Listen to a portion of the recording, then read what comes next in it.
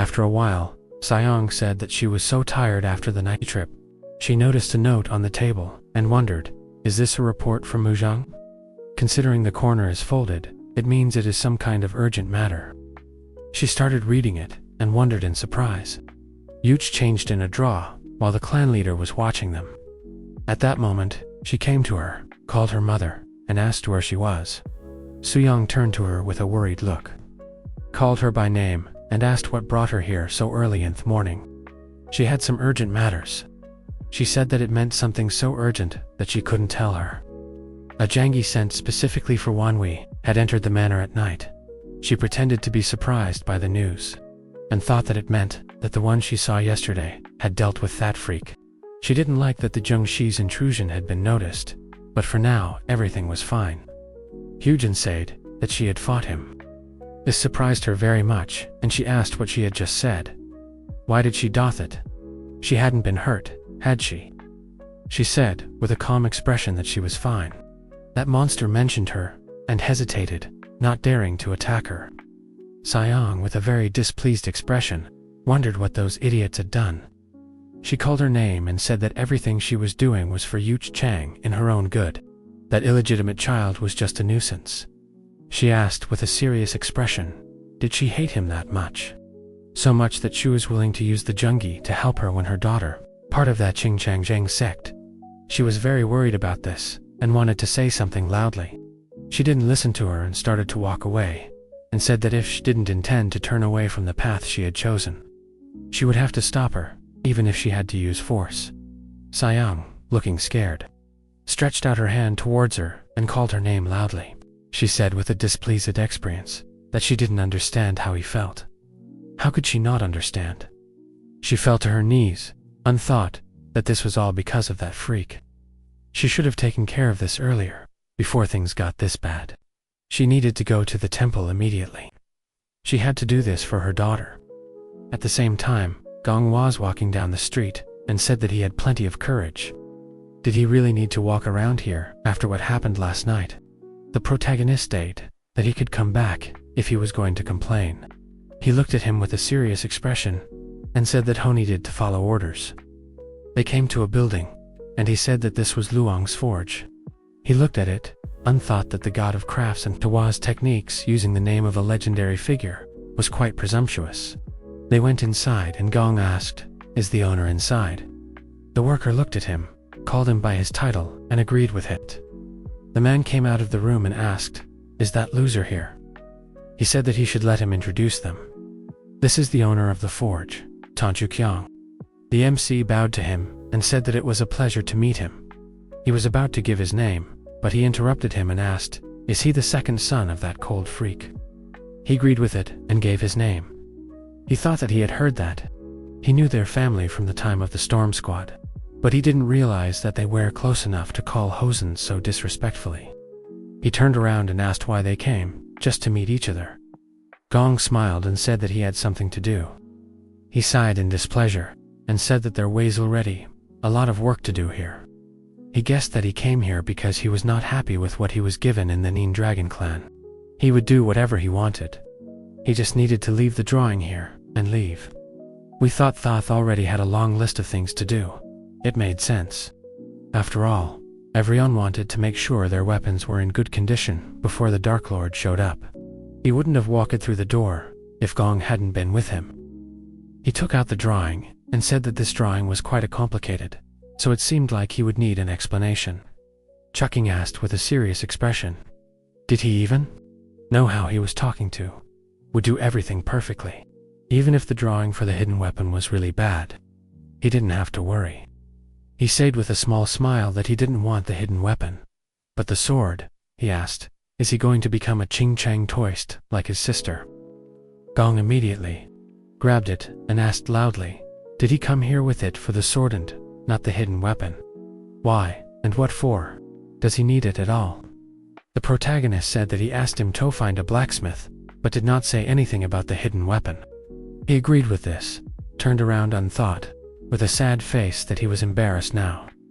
Chukyung said that he probably had high hopes for him. He went to another room and said that he should show his drawing.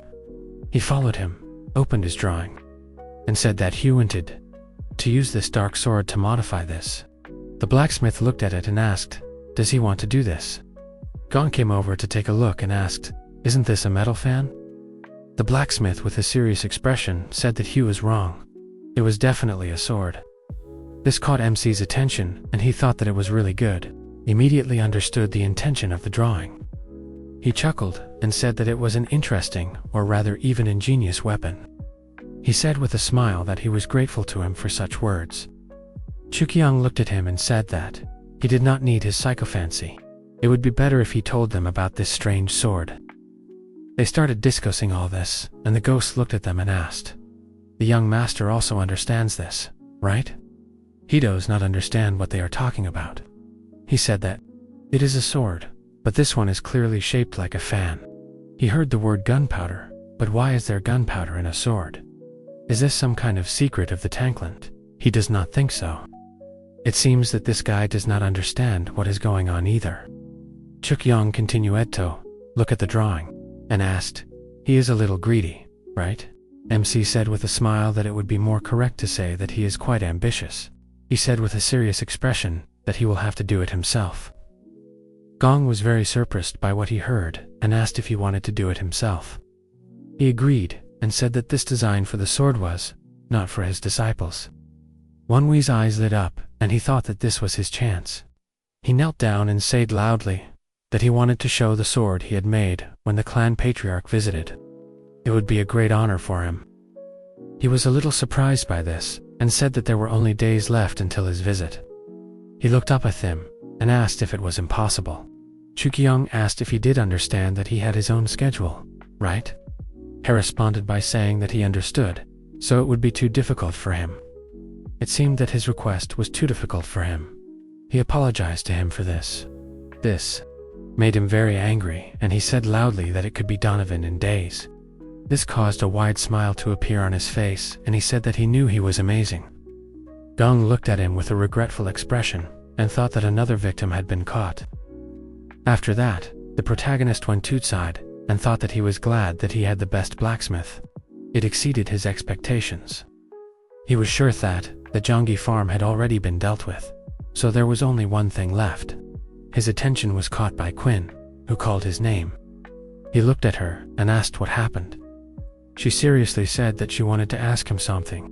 He looked at her and thought that Azula's murderous energy, the spectral traces that were leaking out, meant that she was unable to control her emotions so much that it was impossible to hide with the solo world style. It seemed that this was the reason. She asked, "This might be unexpected, but what does he think about the past?" She means, if he holds grudges or something like that. She wants to know what he thinks. He began to manipulate the air around his hand and asked if she could catch the wind. It can be caught for a second, but she can't hold it in her hand. If she could stop it, he wouldn't be the wind anymore.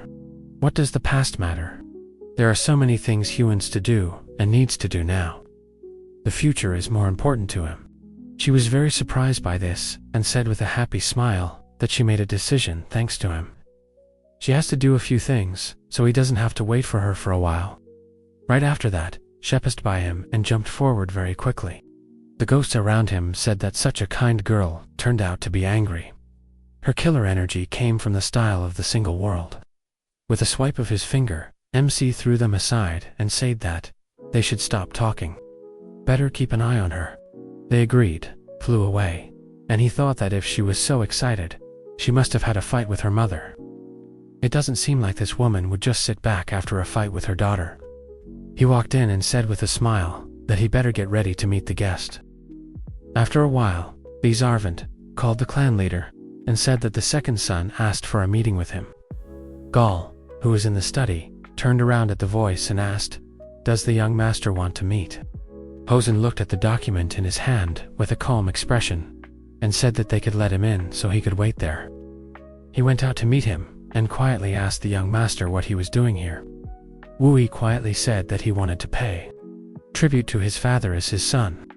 He quietly said that if he was going to talk such nonsense, he had better leave here quickly. He asked with a sly grin, "He is still the young master of the 9 Dragon Clan. Isn't this kind of treatment too cruel?" Gong asked how about doing something to make him treat him better first. They entered the office and Hosen asked, "So why did Heck come?" He said with a calm expression that he came to discuss the matter they discussed the night before. He wants to make a deal. He looked at him with a serious expression and called out to Gong, who was standing next to him. He immediately understood everything, and the protagonist noticed that he instantly disappeared. When the two of them were left alone, he said that by interfering in this matter again, he risked hindering the progress of the Tonklins' plans. He hoped that he had a good reason for doing so. He thought that he had understood this back in the training field, but this was not the energy that a branch clan leader should have. He agreed to it and thought that he said the Tan clan's plans, so they were planning something. Hosen said that if he wanted to make a deal, they both had to benefit. What could he offer him? He said that he didn't have anything he could give him right now, but he could promise to hand over something. He would protect Quinnen's elder sister. He knew very well who the lady had gotten involved with. His father thought about it, and quietly said that he could continue. MC thought, did he use some telepathy?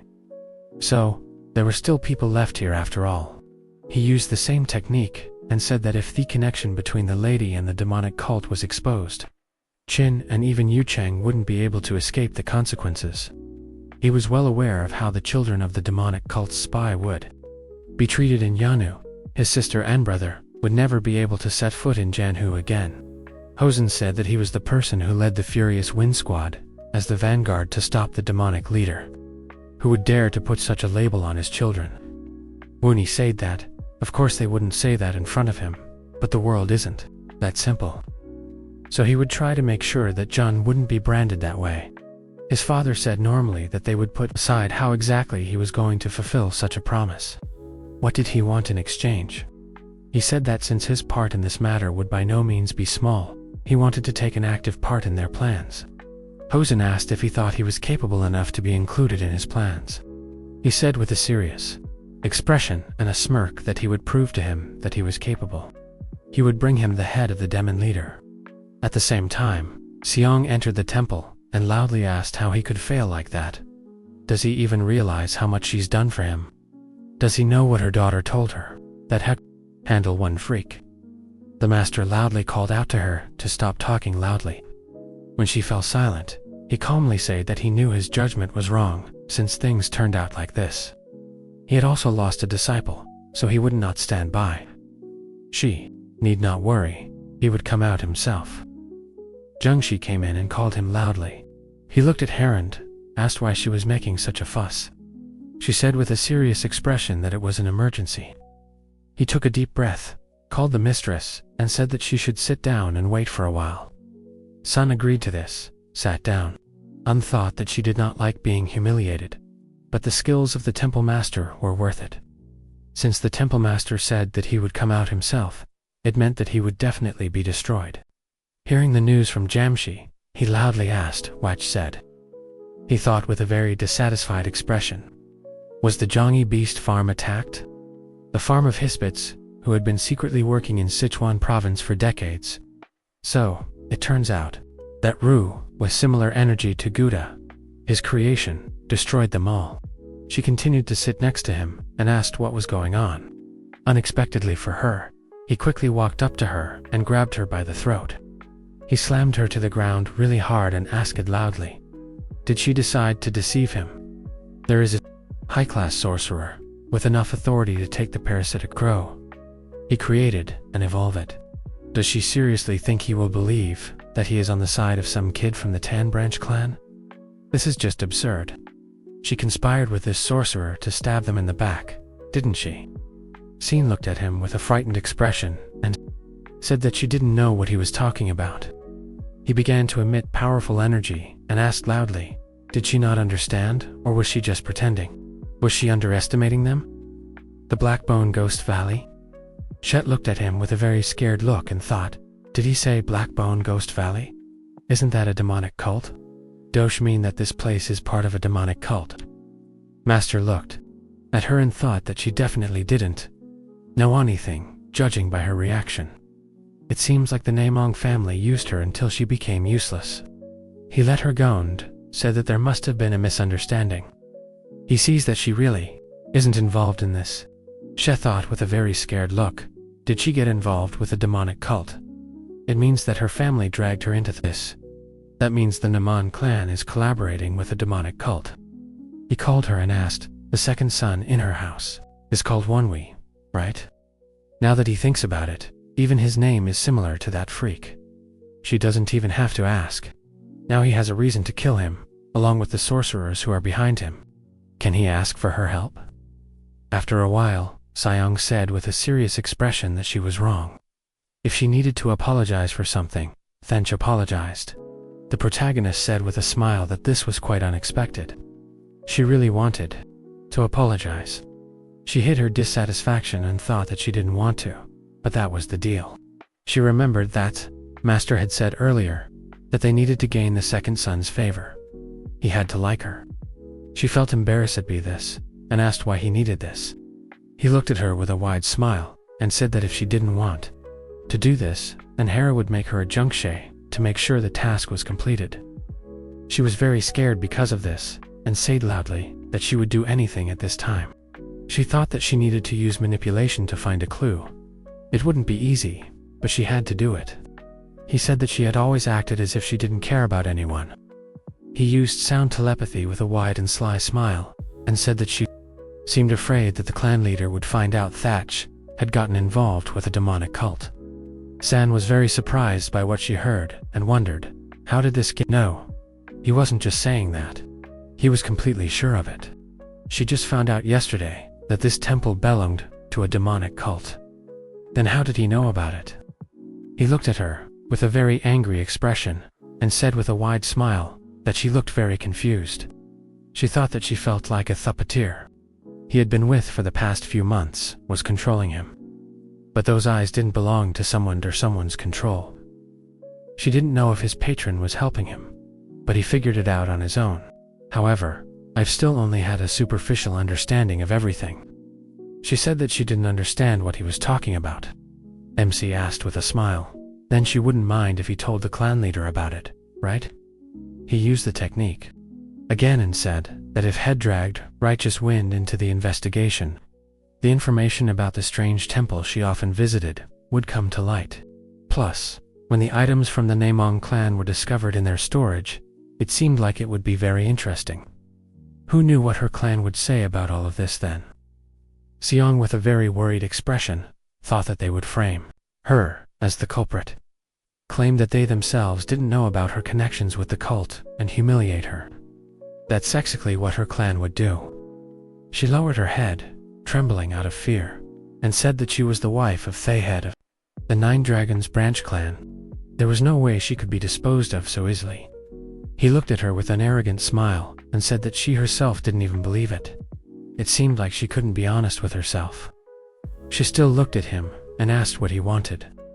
He extended his hand with a sly smile and said that he was quite a greedy guy.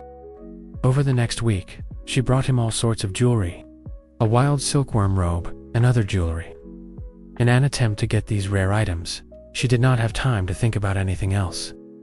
After that, Wui asked what else could one expect from the famous Namong clan. They have a lot of money. The ghosts looked at him with admiration and said that he had gotten hold of real treasures. He was sure that she was already ruined. This is what Sheta curves for what she had planned against him. He said with a displeased look that it was not for them to talk about it. He took out an object with strong energy from his inside pocket and said that these things were useful. Buthus was the most important of all. The ghost looked at it and said that it had a very terrifying poisonous energy. What is it? He said that it was a pill made from a one-atune mixture of the poisonous fire herb, dogwood fruit, and a certain type of bacteria. They said that it looked like an ordinary poisonous pill. Is he trying to reach the 6th level off the poisonous dragon cultivation technique? The protagonist agreed and said that he would open his middle dance in and reach the highest level. Bacteria are used as an ingredient in miracle medicines like this. However, if it is used incorrectly, the wrong poisonous bacteria can multiply and begin to destroy the body. Dogwood fruit and the poisonous fire poison herb enhance the poisonous effects of these bacteria, creating this incredibly poisonous pill. This is the best option for him, as someone who has mastered the poisonous dragon cultivation technique. The ghosts said that they now understand what he is trying to do. But it seems that this poison is too strong. Is he confident that his body can handle it? He said that was why he had this. He took out the chi-refining divine sphere from his pocket and thought that this was a miracle cure that was supposed to enhance internal energy, and it was secreted by the divine doctor of life and death. First, he would take this to increase his internal energy. This pure energy was spreading throughout his entire body. It was definitely fulfilling its purpose. Now it was Thedern of the poison pill. According to the elders, this poison was very difficult to digest. With his Currentival and the poison dragon technique, it would be very painful. He ate the pill and felt intense pain, but he continued to absorb the poison energy. The ghosts looked at him and said that they had to look at all this poisonous energy. Master would be okay, right? MC gritted his teeth in pain and thought that the poison was spreading throughout Hai's entire body. He needed to convert the poison into internal energy for the poison dragon technique. He had to concentrate the energy and suck it into his upper Danstian. He was able to do everything correctly, and was happy that he succeeded, and thought that he had reached the 6th level of mastery in the poisonous dragon technique. The ghosts congratulated him and said that he had reached the highest level in just months of martial arts training. He was cultivating faster than everyone else. He thought it was a small thing, but he could feel the pure essence in his middle denture. The peak of dragon mastery. This is the highest level. Gong ran up to him and said that he heard a loud noise and ran here thinking that they had intruders. But now he saw this energy. He looked at him with a smile and asked what he was doing here. When we looked at him and smiled and said that he had received the miraculous medicine that Lady Namong had given him. He jumped down to him and said that he didn't know what it was, but he couldn't even imagine how much she had spent on it. Threw him a wooden staff and asked, anyway, doesn't he want to experience how much stronger he has become? Or is he not interested in testing his strength? He caught it and immediately telegated into a fighting stance and said that he was indeed an excellent teacher. He jumped towards him, swung his weapon, and said loudly that he would give it his all. Gong looked at him in surprise and asked, is he already using internal energy on his weapon? He has amazing talent. He responded to his blow and said with a big smile that he had a heavy blow. Then he should try to reflect it. The protagonist stared at him and thought that he could see his movements now. In addition, he could control his body much more freely. They started exchanging many fast blows and wondered, is this what it was like to be at this level of martial arts? He could now see what he saw. If he could use internal energy to control his weapon. He started emitting strong energy with a very serious expression and was about to attack. Gong was surprised when he noticed it.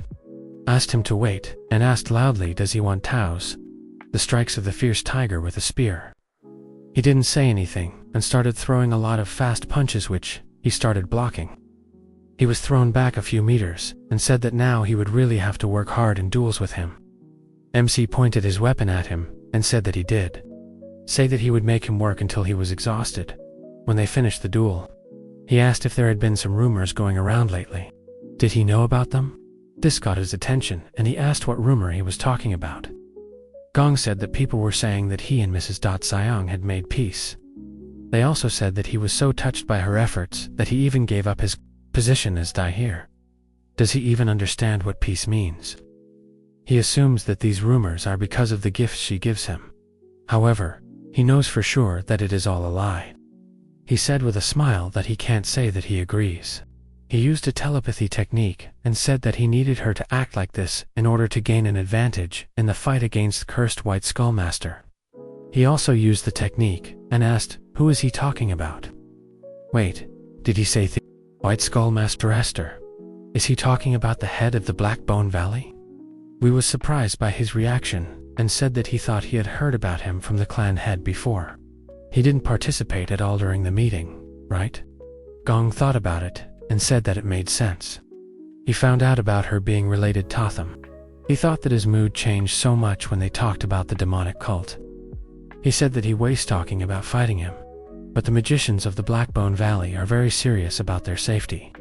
I looked at him and asked, is he talking about the demonic magic sect? he said with a displeased expression. He already knew about it. Their jungi are getting stronger in that sect. To be honest, he wasn't confident that he could kill their leader, even if he tried his best.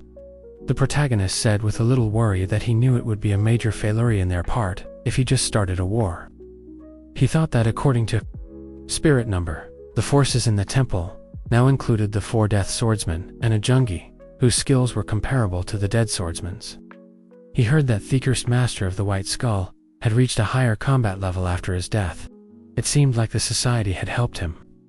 Gong asked what he was going to do and if he had a plan. He said with a confident smile that of course he had almost finished preparing. Earlier that night, Sayang had come to his room and begged him on her knees for help. He asked with a smirk. Did she come to him in the middle of the night to ask for help? Some would think he wanted to kill her. It seemed like the name in clan and the temple were after her. She agreed with a very tired look and said that he already knew what situation she was in.